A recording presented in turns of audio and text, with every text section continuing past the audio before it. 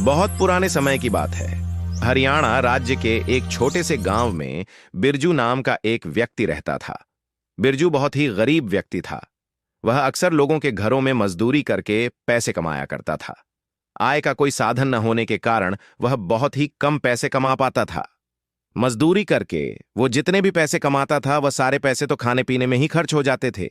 इसलिए बिरजू की पत्नी हमेशा बिरजू से नाराज रहती थी।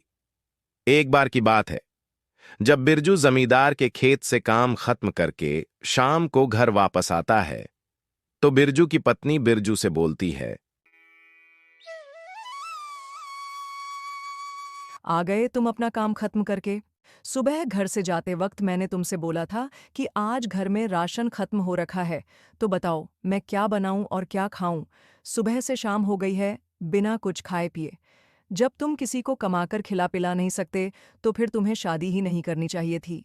मेरी तो किस्मत ही फूट गई, जो मुझे ऐसा आदमी मिला जो गहने वहने तो छोड़ो, 2 टाइम का खाना भी पेट भरकर नहीं खिला सकता। भाग्यवान, तुम तो मेरे ऊपर बेवजह ही गुस्सा हो रही हो। इसमें मेरी कोई गलती नहीं है।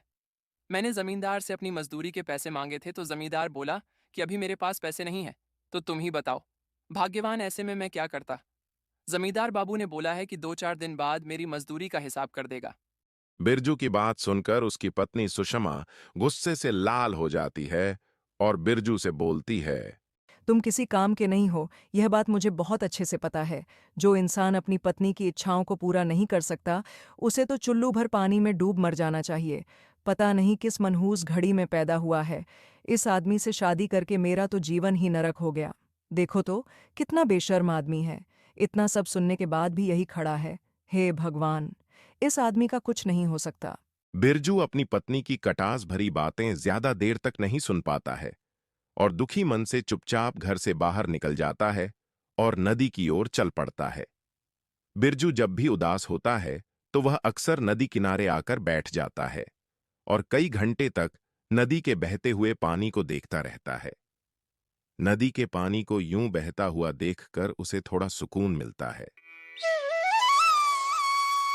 हे भगवान, आप मेरे से ये किस जन्म का बदला ले रहे हैं? मैंने तो आज तक किसी का बुरा नहीं किया, फिर भी पता नहीं मेरे साथ ही ऐसा क्यों होता है। मैंने अपनी पत्नी को खुश करने की हर मुमकिन कोशिश की, लेकिन उसने कभी भी मेरे से सीधे मुंह बात तक नहीं की।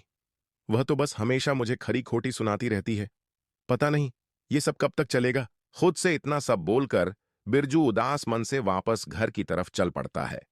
बिरजू यह बात बहुत अच्छे से जानता था कि घर जाने के बाद उसकी बीवी उसको ताने देगी। घर के अलावा वह बेचारा कहीं जा भी तो नहीं सकता था। घर जाकर बिरजू देखता है कि उसकी पत्नी गुस्से से लाल बैठी है और गुस्से भरी आंखों से उसे ही देखे जा रही है।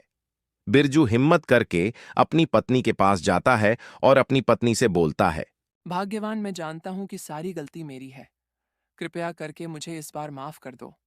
मैं आगे से ऐसा कोई काम नहीं करूंगा जिससे तुम्हें तकलीफ हो। मैं कल ही शहर जाकर कोई नया काम देखूंगा। अगर भगवान ने चाहा तो सब ठीक हो जाएगा। अब तुम यह गुस्सा थूक दो। तुम सिर्फ बातें बनाना जानते हो और कुछ नहीं। सब मेरी किस्मत है। मैं अपने गांव की सबसे सुंदर लड़की हुआ करती थी और मेरे पल्ले क्या पड़ा एक मजदूर। जो इंसान अपनी पत्नी की इच्छाओं को पूरा नहीं कर सकता, मैं ऐसे इंसान के साथ नहीं रह सकती। अब तुम शहर जाकर काम देखो या विदेश, अब मुझे तुम्हारे साथ नहीं रहना। मैं जा रही हूँ अपनी माँ के घर, और हाँ, गलती से भी वहाँ आ मत जाना, वरना अच्छा नहीं होगा। और इतना बोलकर उसकी पत्नी उसे हमेशा के लिए छोड़कर अपने मायके चली जाती है। बिरजू अपनी पत्नी को रोकने की बहुत कोशिश करता है, लेकिन उसकी पत्नी उसकी एक नहीं सुनती और घर छोड़कर चली जाती है। बिरजू उदास मन से उसे जाता हुआ देखता रहता है।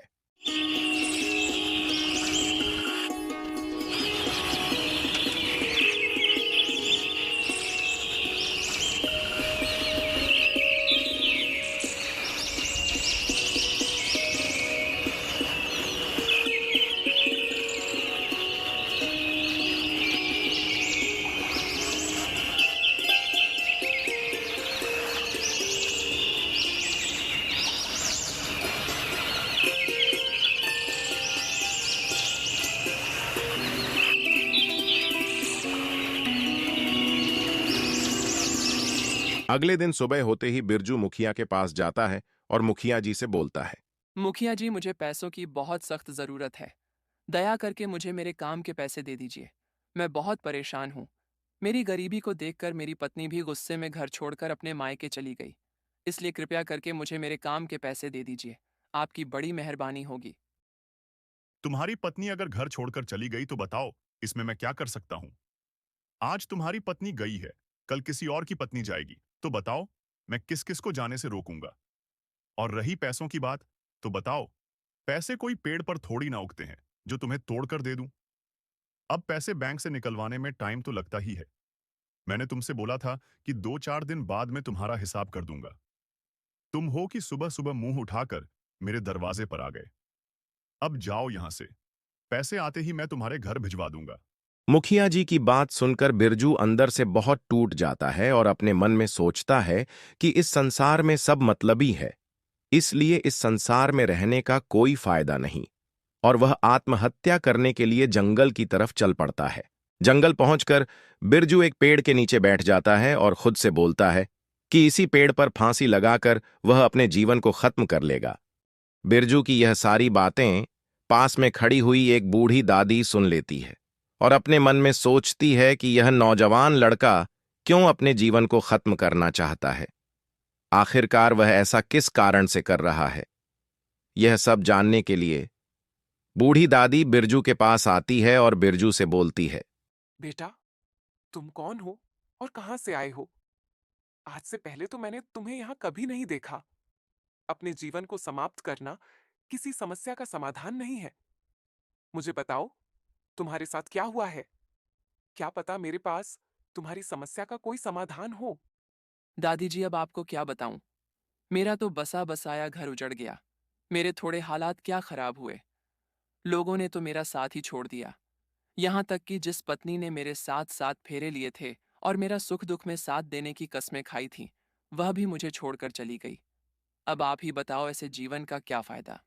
बेटा, सुख दुख तो जीवन के दो पहलू हैं। हालात हमेशा एक जैसे नहीं रहते। आज दुख है तो कल सुख भी आएगा। हालात तो ऊपर नीचे होते ही रहते हैं। अगर तुम्हारे बुरे समय में कोई तुम्हें छोड़कर गया है, तो उससे पता चलता है कि वह तुम्हारे साथ सिर्फ अपने मतलब के लिए जुड़ा हुआ था। बेटा, अब तुम अपना ये रोना धोना बंद करो और मेरे साथ चलो। देखना, तुम्हारी सारी समस्या दूर हो जाएगी। इतना बोलकर बूढ़ी दादी बिरजू को अपने साथ लेकर चल पड़ती है। बिरजू भी बिना कुछ बोले चुपचाप बूढ़ी दादी के साथ चल पड़ता है। चलते चलते बूढ़ी दादी बिरजू को जंगल के बीचों बीच एक पेड़ के पास लेकर जाती है और पेड़ से बोलती है। हे पेड़ देवता, इस लड़के का नाम बिरजू है और ये बहुत बड़ी मुसीबत में है। इसके पास करने के लिए कोई काम नहीं है। गरीबी के कारण इसकी पत्नी भी इसको छोड़कर चली गई है। अगर आज मैं इसको आपके पास लेकर नहीं आती, तो ये अपने जीवन को खत्म कर लेता। कृपया करके इसकी मदद करें। बूढ़ी दादी, आप ये पागलों जैसी बातें क्यों कर रही हैं? इस पेड़ को ये सब बोलकर क्या फायदा? ये बेचारा मेरी मदद कैसे करेगा? बिरजू अपने मन में सोच रहा होता है कि शायद इस बूढ़ी दादी का दिमाग चल गया है।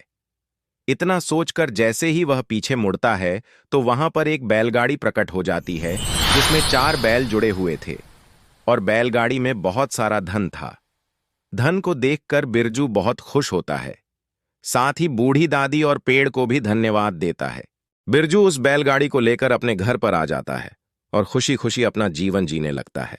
तो देखा दोस्तों, आज की कहानी से हमें शिक्षा मिलती है कि हालात चाहे जो भी हो, हमें कभी भी अपने जीवन को खत्म करने के बारे में नहीं सोचना चाहिए। समय कभी भी एक जैसा नहीं रहता। आज दुख है तो कल सुख भी आएगा। आज के समय में हर समस्या का समाधान है, बस जरूरत है तो उस समाधान को ढूंढने की। तो दोस्तों, आप लोगों को हमारी आज की यह कहानी कैसी लगी? अगर आप लोगों को हमारी यह कहानी पसंद आई हो तो हमारे चैनल को सब्सक्राइब करें और ऐसी ही और मज़ेदार कहानियां देखने के लिए हमारे चैनल को सब्सक्राइब करें।